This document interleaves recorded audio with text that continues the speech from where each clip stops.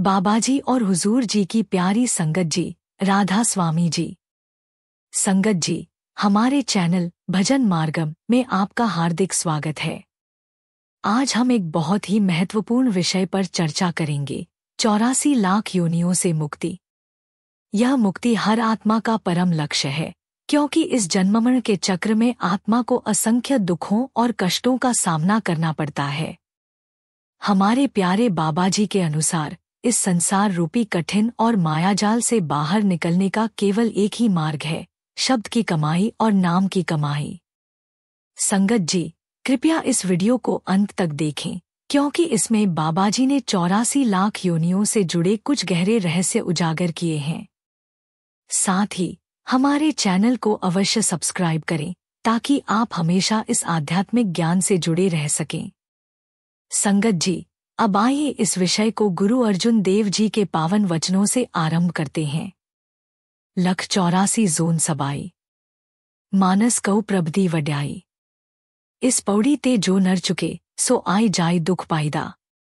संगत जी, इन पावन वचनों में गुरु अर्जुन देव जी स्पष्ट रूप से समझा रहे हैं कि मनुष्य योनि परमात्मा की विशेष कृपा से मिली है। यदि हम इस अमूल्य अवसर को संसारिक भोगविलास में गवा देते हैं, तो हमें फिर से 84 लाख योनियों के चक्र में भटकना पड़ेगा। संगत जी, बाबाजी हमें समझाते हैं कि यह चक्र एक विशाल, अनवरत यात्रा है, जिसमें आत्मा अनगिनत योनियों में जन्म लेती और मृत्यु को प्राप्त होती है। ऋषिमुनियों और संत महात्माओं ने संपूर्ण सृष्टि को 5 तत्वों, 4 खानियों और 84 लाख योनियों में विभाजित किया है। यह विभाजन केवल भौतिक जीवन को नहीं दर्शाता, बल्कि आत्मा की कर्म यात्रा और पुनर्जन्मों का भी संकेत देता है। संगत जी, इस संसार में कितनी विविधता है।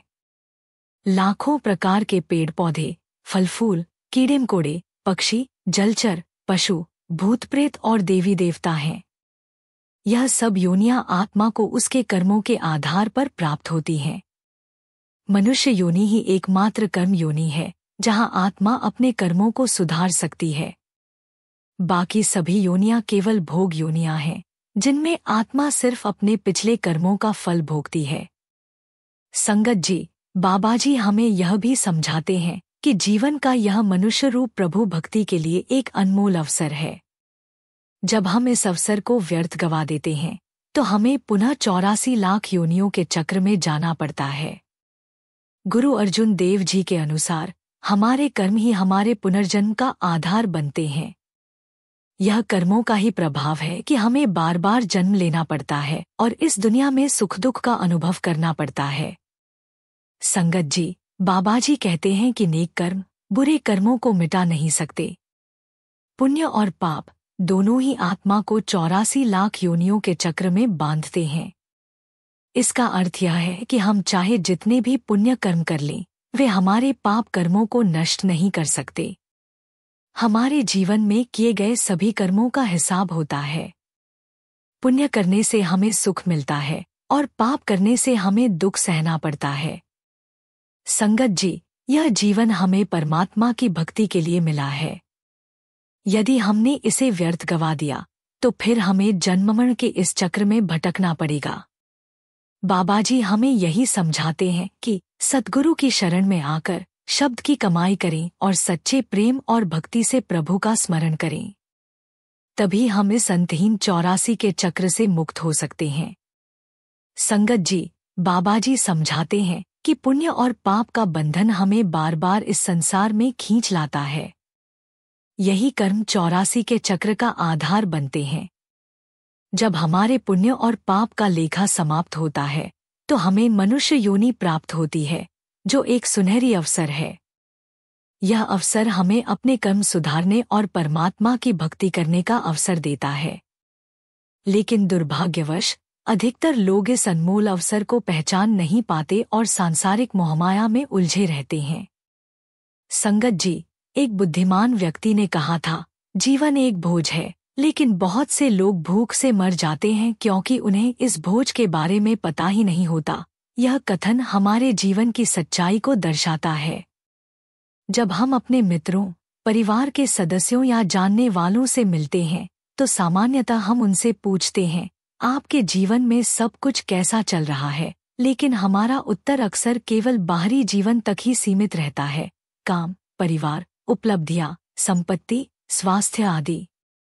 हम इसी को अपना संपूर्ण जीवन मान लेते हैं, जबकि वास्तविकता इससे कहीं अधिक गहरी है। संगत जी, आज हम एक तीव्र परिवर्तन के युग में जी रहे हैं, जहां जीवन खंडित प्रतीत होता है। हमारे पास करने के लिए असंख्य कार्य हैं, अनेक जरूरतें हैं जो हमारा ध्यान आकर्षित करती हैं। इस भागदौड़ भरे जीवन में ऐसा लगता है कि सब कुछ संतुलित बनाए रखने के लिए अत्यधिक ऊर्जा की आवश्यकता होती है। हमने जीवन नामक विद्यालय में प्रवेश तो ले लिया है, लेकिन प्रश्न यह उठता है कि क्या हम इसमें सही मायनों में भाग ले रहे हैं? हमारे सीखने की दिशा इस पर निर्भर करती है कि हम जीवन में क्या खोज रहे हैं। संगत जी, हम अपने बाहरी जीवन में इतने व्यस्त रहते हैं कि अपने आंतरिक जीवन के बारे में सोचने का समय ही नहीं निकाल पाते। क्या हमने कभी यह विचार किया है कि हमारे जीवन का आध्यात्मिक लक्ष्य क्या है? क्या हमारे पास कोई आध्यात्मिक उद्देश्य है, या हम केवल बाहरी उपलब्धियों और सुख सुविधाओं में ही जीवन का सार ढूंढ रहे हैं? वह कौन सी चीज है जो वास्तव में हमें जीवित रखती है? क्या यह वही बाहरी जीवन है जो हर क्षण बदलता रहता है, या फिर कोई और गहरी सच्चाई भी है? संगत जी, संत हमें बार बार याद दिलाते हैं कि हमारा आंतरिक जीवन बाहरी जीवन से अधिक महत्वपूर्ण है। लेकिन दुख की बात यह है कि हम इस सच्चाई को आसानी से भूल जाते हैं। हमारा अधिकांश समय रोजमर्रा के बाहरी जीवन में ही व्यतीत हो जाता है। हमें यह बाहरी जीवन इतना महत्वपूर्ण प्रतीत होता है कि हम लगातार अपने दिमाग को बेहतर बनाने, दूसरों को प्रभावित करने, अच्छा दिखने या खुश रहने की कोशिश में लगे रहते हैं। परंतु सच्चा सुख और वास्तविक शांति बाहरी दुनिया में नहीं, बल्कि आंतरिक जगत में ही प्राप्त होती है। जब तक हम अपने भीतर के जीवन को नहीं संवारते, तब तक यह संसार हमें बार बार भ्रमित करता रहेगा और हम इस 84 लाख योनियों के चक्र से बाहर नहीं निकल पाएंगे। संगत जी, हम बुद्ध के समय में रहने वाली कृषा गौतमी की कहानी पर विचार करके जीवन और मृत्यु के सत्य को समझ सकते हैं। जब कृषा गौतमी का पहला बच्चा मात्र 1 वर्ष का था, तो वह गंभीर रूप से बीमार पड़ गया और अंततः उसकी मृत्यु हो गई। अपने बच्चे के खोने के असहनीय दुख में डूबी कृषा गौतमी उसके छोटे से निर्जीव शरीर को अपने हाथों में लिए सड़कों पर भटकती रही।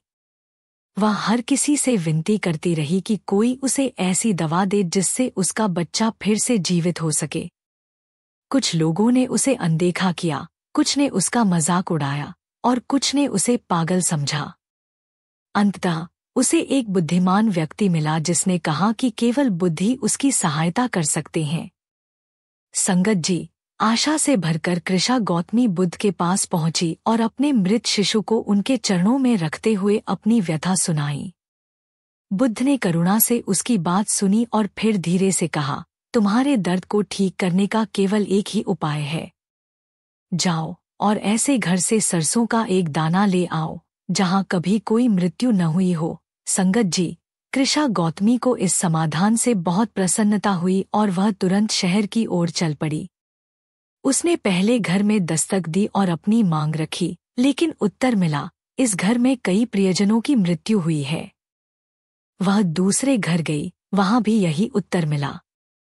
तीसरे, चौथे और फिर अनेक घरों में जाने के बाद भी उसे ऐसा कोई घर नहीं मिला जहां कभी किसी की मृत्यु न हुई हो। पूरे नगर में भटकने के बाद उसे बुद्ध की शिक्षा का गहरा अर्थ समझ में आने लगा। मृत्यु एक अपरिहार्य सत्य है जिसे कोई टाल नहीं सकता। संगत जी, इस सच्चाई को स्वीकारते हुए कृषा गौतमी अपने बच्चे के शव को श्मशान भूमि ले गई और उसे अंतिम विदाई दी। इसके बाद वह पुनः बुद्ध के पास लौटी। बुद्ध ने उससे पूछा, क्या तुम सरसों के बीज ले आई?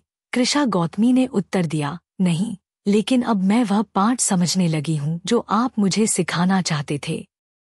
मेरे दुआंख ने मुझे अंधा बना दिया था और मैं सोच रही थी कि केवल मैं ही ऐसी हूँ जो इस पीड़ा से गुजर रही हूँ। बुद्ध ने मुस्कराकर पूछा, अब तुम मेरे पास क्यों आई हो? कृषा गौतमी ने उत्तर दिया, आपसे सत्य को समझने के लिए। तब बुद्ध ने उसे उपदेश दिया, यदि तुम जीवन का वास्तविक सत्य जानना चाहती हो तो इसे सदा स्मरण रखना। इस ब्रह्मांड का एक अटल नियम है कि हर चीज परिवर्तनशील और अस्थायी है। तुम्हारे बच्चे की मृत्यु ने तुम्हें यह दिखाया कि यह संसार जन्म और मृत्यु के निरंतर चक्र से बंधा है। इस संसार का स्वभाव ही दुखमय है और इस चक्र से बाहर निकलने का केवल एक ही मार्ग है, मुक्ति का मार्ग। अब जब तुम्हारा मन सत्य को समझने के लिए खुल चुका है, मैं तुम्हें इसका मार्ग दिखाऊंगा। कृषा गौतमी ने श्रद्धा से बुद्ध के चरणों में शीश नवाया और अपना शेष जीवन उनके मार्गदर्शन में व्यतीत किया। ऐसा कहा जाता है कि अंततः उन्होंने आत्मज्ञान प्राप्त कर लिया। संगत जी, यह कथा हमें एक गहरा संदेश देती है। कभी कभी जीवन में किसी सदमे, पीड़ा या किसी प्रियजन की मृत्यु से हमारा सामना एक गहरे आध्यात्मिक जागरण से होता है। यह अनुभव हमें जीवन की क्षणभंगुरता को पहचानने और उसके वास्तविक उद्देश्य को खोजने के लिए प्रेरित कर सकता है। संगत जी, गुरु हमें बार बार याद दिलाते हैं कि हमें अपने लक्ष्य के प्रति स्पष्ट होना चाहिए और अपनी प्राथमिकताओं को सही दिशा देनी चाहिए। हमारा प्रमुख लक्ष्य आत्मिक उत्थान और ईश्वर प्राप्ति है। यह केवल बाहरी जीवन की व्यस्तताओं में उलझे रहने से संभव नहीं होगा, बल्कि हमें अपने आंतरिक जीवन में सक्रिय रूप से भाग लेना होगा। बाहरी जीवन तो एक नाटक मात्र है। हमें इसमें अपनी भूमिका निभाते हुए भी अपने वास्तविक उद्देश्य को नहीं भूलना चाहिए। जीवन वास्तव में निरंतर परिवर्तन का एक नृत्य है। इसमें दुख, कष्ट और कठिनाइयां आ सकती हैं, लेकिन ये सभी हमें आत्मस्वीकृति और उच्च आध्यात्मिक चेतना की ओर बढ़ने का अवसर प्रदान करते हैं। यदि हम इस सत्य को समझ लें तो जीवन के हर क्षण में सीखने और आत्मविकास का अवसर प्राप्त कर सकते हैं। संगत जी, जब हम मान लेते हैं कि चीजें हमेशा एक जैसी रहेंगी, तभी हम बदलाव से सीखने का मौका खो देते हैं। हम सभी को चीजों को छोड़ने से डर लगता है, लेकिन जाने देना हमें किसी भी चीज से बेवजह चिपके रहने से मुक्त करता है, चाहे वह कोई विचार हो, कोई चीज हो, कोई घटना हो, कोई समय हो, कोई नजरिया हो या कोई इच्छा। इसका मतलब है कि हम बिना विरोध किए, बिना संघर्ष किए और बिना उम्मीद लगाए चीजों को वैसे ही स्वीकार करें जैसे वे हैं। हम अक्सर अपनी इच्छाओं और उम्मीदों से चीजों को पकड़ कर रखते हैं, जिससे हमारा मन संकीर्ण सोच और स्वार्थी इच्छाओं में उलझ जाता है। संगत जी, इससे बाहर आने के लिए हमें अपने जीवन में अभ्यास करना होगा। जैसे डॉक्टर बनने के लिए किताबें पढ़ने के साथ साथ व्यावहारिक प्रशिक्षण भी जरूरी होता है, वैसे ही जीवन में सीखने के लिए हमें बदलाव को स्वीकार करना होगा। जीवन एक प्रयोगशाला की तरह है, जहां हम बदलाव को देखकर उससे सीख सकते हैं। जब हम बदलाव को समझदारी से अपनाते हैं तो हमारा दृष्टिकोण बदल जाता है। संगत जी, सोग्याल रिनपोछे एक सरल प्रयोग बताते हैं। एक सिक्का लें और उसे अपनी मुट्ठी में कसकर पकड़ लें। अब हाथ को नीचे की ओर रखें। अगर आप सिक्का छोड़ेंगे तो वह गिर जाएगा। इसका मतलब है कि हम चीजों को खोने के डर से कसकर पकड़ते हैं, लेकिन अगर आप अपनी हथेली को ऊपर की ओर खोल दें तो सिक्का गिरने के बजाय आपकी हथेली पर ही रहेगा। इससे हमें यह सीख मिलती है कि हम बिना किसी मोह के जीवन का आनंद ले सकते हैं। संगत जी, बाबा जी हमें सिखाते हैं कि अगर हम संतुलित जीवन जिए और रोज ध्यान करें तो हम सच्चे सुख और शांति का अनुभव कर सकते हैं, चाहे हमारे जीवन में कितनी भी कठिनाइयां क्यों न हों। जब हम अपने भीतर ध्यान केंद्रित करते हैं तो जीवन आनंदमय लगता है, लेकिन जब हम बाहरी दुनिया पर अधिक ध्यान देने लगते हैं तो हम उलझनों और परेशानियों में फंस जाते हैं। हजूर महाराज जी भी यही कहते हैं कि रोजाना ध्यान करने से हमें शांति और सुकून मिलता है। ध्यान करने से हम अपनी जिम्मेदारियां बिना तनाव के निभा सकते हैं। संगत जी, एक बार एक शिष्य ने हजूर महाराज जी से पूछा, क्या गुरुओं को हमारी तकलीफों से कोई दुख नहीं होता? हजूर महाराज जी ने उत्तर दिया, गुरुओं के दुख की चिंता मत करो, शरीर को तकलीफ हो सकती है, लेकिन आत्मा को कोई दुख नहीं होता। आत्मा हमेशा शांत और प्रसन्न रहती है।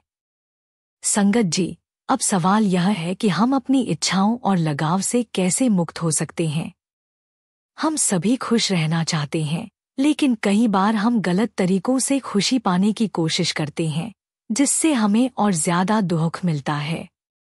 संत कहते हैं कि जब हम जीवन की अस्थिरता को समझने लगते हैं, तभी हम धीरे धीरे अपने बंधनों से मुक्त हो सकते हैं। संगत जी, गुरुजनों की जीवन गाथाओं को देखें तो हमें समझ आता है कि कठिनाइयां और संघर्ष ही उन्हें मजबूत बनाते हैं। अगर वे इनसे न गुजरते तो वे आध्यात्मिक रूप से आगे नहीं बढ़ पाते। मुश्किलें हमें कमजोर नहीं बनाती, बल्कि वे हमें मजबूत बनाने का एक मौका होती हैं। अगर हम ऊंचाई से गिरते हैं तो जमीन पर ही गिरेंगे, और जमीन का मतलब है सच्चाई। अगर हमारे पास आध्यात्मिक ज्ञान है तो गिरना हमारे लिए नुकसान नहीं होगा, बल्कि आत्मिक शरण पाने का एक मौका होगा। संगत जी, गुरु हमें सिखाते हैं कि ध्यान में आने वाली मुश्किलें भी जरूरी होती हैं। अगर जीवन में कोई संघर्ष न हो तो हम कमजोर रहेंगे और जीवन की सच्चाई को नहीं समझ पाएंगे। इसलिए हमें अपने आध्यात्मिक अभ्यास को जारी रखना चाहिए और जीवन को सीखने की प्रक्रिया के रूप में अपनाना चाहिए। संगत जी, एक युवक की यह कहानी हमें सिखाती है कि संघर्ष का अपना महत्व होता है। उसने एक तितली का कोकून देखा और हर दिन उसकी प्रगति पर नजर रखी। जब उसने देखा कि कोकून में एक छोटा सा छेद बना है, तो उसने ध्यान दिया कि तितली बाहर निकलने के लिए संघर्ष कर रही थी। कई घंटों के बाद ऐसा लगा कि वह हार मान चुकी है। युवक को तितली पर दया आई और उसने कैंची से कोकून का शेष भाग काट दिया, जिससे तितली आसानी से बाहर आ गई। लेकिन उसका शरीर फूला हुआ था और पंख सिकुड़े हुए थे। युवक को लगा कि थोड़ी देर में उसके पंख फैल जाएंगे, लेकिन ऐसा नहीं हुआ। तितली जीवन भर केवल रेंगती रही और कभी उड़ नहीं पाई। युवक को यह समझ नहीं था कि कोकून से बाहर निकलने का संघर्ष ही तितली को मजबूत बनाता है और उसके पंखों में उड़ने की शक्ति भरता है। बिना इस संघर्ष के तितली उड़ने में सक्षम नहीं हो सकती थी। संगत जी, इस कहानी की तरह आध्यात्मिक मार्ग पर भी शिष्य को अनुशासन और धैर्य की आवश्यकता होती है। गुरु की आज्ञा मानना और उनके बताए मार्ग पर चलना एक शिष्य के लिए अनिवार्य है। गुरु का अनुसरण प्रेम, सादगी और पूर्ण समर्पण के साथ किया जाना चाहिए। विश्वास केवल तब विकसित होता है जब अनुभव के माध्यम से हम इसकी सच्चाई को समझते हैं। संगत जी, इस बात को समझाने के लिए हम एक उदाहरण ले सकते हैं। मान लीजिए कि एक दोस्त हमें आलू जल्दी उबालने के लिए प्रेशर कुकर इस्तेमाल करने की सलाह देता है। हमें उस पर भरोसा होता है क्योंकि वह एक अनुभवी रसोइया है। हम उसकी सलाह मानते हैं, कुकर में आलू, पानी और नमक डालते हैं और 7 मिनट बाद ढक्कन खोलते हैं। जब हम देखते हैं कि आलू पूरी तरह से पक चुके हैं, तो हमें प्रेशर कुकर की कार्यक्षमता पर भरोसा हो जाता है। अगली बार जब हम कुकर का इस्तेमाल करेंगे, तो हमें उस पर पूर्ण विश्वास होगा। इसी तरह आध्यात्मिक मार्ग पर भी पहले हमें गुरु की शिक्षाओं पर भरोसा होता है, फिर अभ्यास के माध्यम से हमारा विश्वास दृढ़ होता है। संगत जी, लेकिन हमारी सबसे बड़ी समस्या यह है कि हम अपेक्षाओं के साथ कार्य करते हैं। जब हम कोई लक्ष्य तय करते हैं और उसे पाने में असफल होते हैं, तो हम निराश हो जाते हैं। जब हमने दीक्षा ली, तो हम गुरु पर विश्वास रखते थे और उनकी शिक्षाओं में भरोसा था। फिर हमने ध्यान करना शुरू किया, लेकिन जब हमें तुरंत कोई अनुभव नहीं हुआ, तो हम हतोत्साहित हो गए। कुछ लोग धीरे धीरे ध्यान कम करने लगे और कुछ ने तो कुछ समय के लिए ध्यान करना ही छोड़ दिया। संगत जी, लेकिन हमें यह समझना होगा कि आत्मिक विकास भी धीरे धीरे और संघर्ष के माध्यम से ही होता है। जिस तरह तितली को उड़ने के लिए संघर्ष करना जरूरी था, उसी तरह शिष्य को भी धैर्य और अभ्यास के साथ अपने मार्ग पर चलते रहना चाहिए। संगत जी, प्रेशर कुकर के उदाहरण को फिर से देखें। जब हम उसमें खाना पकाते हैं तो बार बार ढक्कन नहीं खोलते यह देखने के लिए कि खाना बनाया नहीं। हम बस सामग्री डालते हैं, कुकर बंद कर देते हैं और भरोसा रखते हैं कि समय आने पर भोजन तैयार हो जाएगा। इसी तरह ध्यान में भी धैर्य और विश्वास आवश्यक है। हमारे आंतरिक विकास का ढक्कन तभी खुलेगा जब गुरु को लगेगा कि समय सही है। इसलिए हमें गुरु की दी गई विधि और अपनी साधना पर पूरी निष्ठा रखनी चाहिए।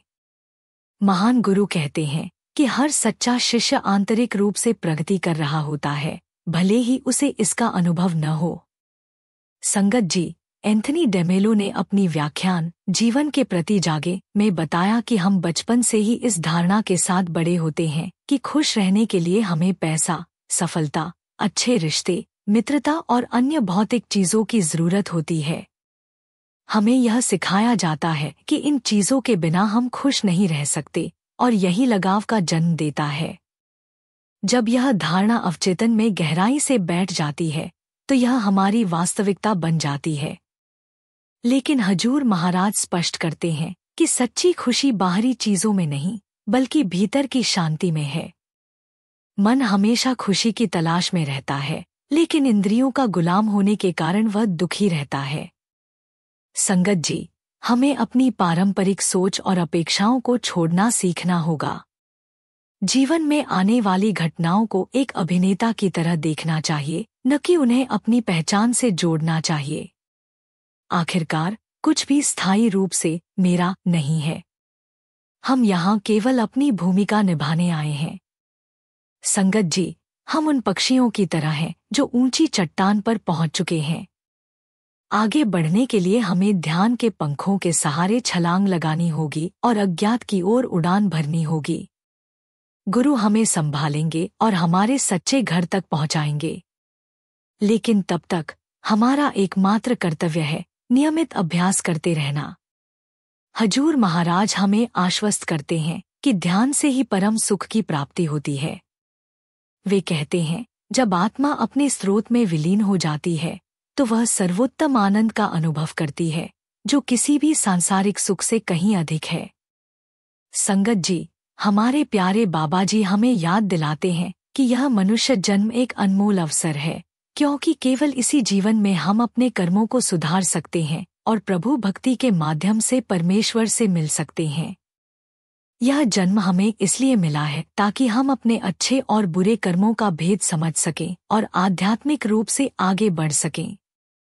बाबा जी का उपदेश है कि जीवन का सच्चा उद्देश्य प्रभु भक्ति करना और अपने कर्मों के बंधनों से मुक्त होना है। लेकिन संसार की माया हमें इसमें उलझाए रखती है, जिससे हम अपने असली लक्ष्य को भूल जाते हैं। इसलिए बाबा जी हमें बार बार समझाते हैं कि मनुष्य जन्म का वास्तविक उद्देश्य केवल प्रभु से मिलाप है। बाबा जी की शिक्षाओं में स्पष्ट बताया गया है कि इस 84 लाख योनियों के चक्र से छूटने का एकमात्र साधन शब्द और नाम की कमाई है। जब हम शब्द और नाम का ध्यान करते हैं तो हमारी आत्मा शुद्ध होती है और हमारे कर्मों के बंधन समाप्त हो जाते हैं। स्वामी जी महाराज भी अपने वचनों में यही समझाते हैं, जो 84 छूटन चावे तो गुरमुख सेवा चित लावे और काम सब देही बहाई, शब्द गुरु की करे कमाई। संगत जी, इस वचन में स्वामी जी महाराज हमें सिखाते हैं कि यदि हम वास्तव में जन्म के चक्र से मुक्त होना चाहते हैं तो हमें गुरु के शब्द का सहारा लेना होगा। यह साधना हमें उस परम सत्य की ओर ले जाती है जहाँ सभी दुखों का अंत होता है। शब्द की कमाई कोई बाहरी साधना नहीं बल्कि एक आंतरिक यात्रा है जो हमें गुरु के प्रेम में लीन करती है और हमारे मन को शुद्ध करती है। जब मन शुद्ध हो जाता है तभी हम परमेश्वर के निकट पहुंच सकते हैं और 84 लाख योनियों के बंधन से मुक्त हो सकते हैं। संगत जी, हमारे प्यारे बाबा जी की शिक्षाएं हमें बार बार यह याद दिलाती हैं कि संसार के भोगविलास और माया की तृष्णा में फंसकर हम अपने वास्तविक लक्ष्य को भूल जाते हैं। गुरुओं और संतों का संदेश यही है कि जीवन में केवल प्रभु भक्ति ही सर्वोपरि है। यदि हम इस जीवन के उद्देश्य को नहीं समझते और इसे माया में गवा देते हैं तो हमें बार बार इस संसार में जन्म लेना पड़ेगा। इसलिए इस जीवन का सबसे बड़ा लक्ष्य प्रभु भक्ति और आत्मा का शुद्धिकरण ही है। संगत जी, बाबा जी हमें यह भी बताते हैं कि यदि हम सच्चे मन से प्रभु भक्ति में लीन रहते हैं तो हम इस 84 लाख योनियों के बंधन से मुक्ति पा सकते हैं। यही वह सच्चा संदेश है जो गुरुओं और संतों ने हमें दिया है। संगत जी, यह हमारा सौभाग्य है कि हमें बाबा जी की शिक्षाएं मिल रही हैं, जो न केवल इस जीवन को सुधारने का मार्ग दिखाती हैं, बल्कि हमें आत्मा के सच्चे स्वरूप का भी बोध कराती हैं। यदि आपको यह ज्ञानवर्धक लगा तो कृपया हमारी वीडियो को लाइक, सब्सक्राइब और शेयर करें, ताकि हम आपके सहयोग से आगे बढ़ते रहें और अधिक से अधिक लोगों तक बाबा जी की शिक्षाएं पहुंचा सकें। राधा स्वामी जी।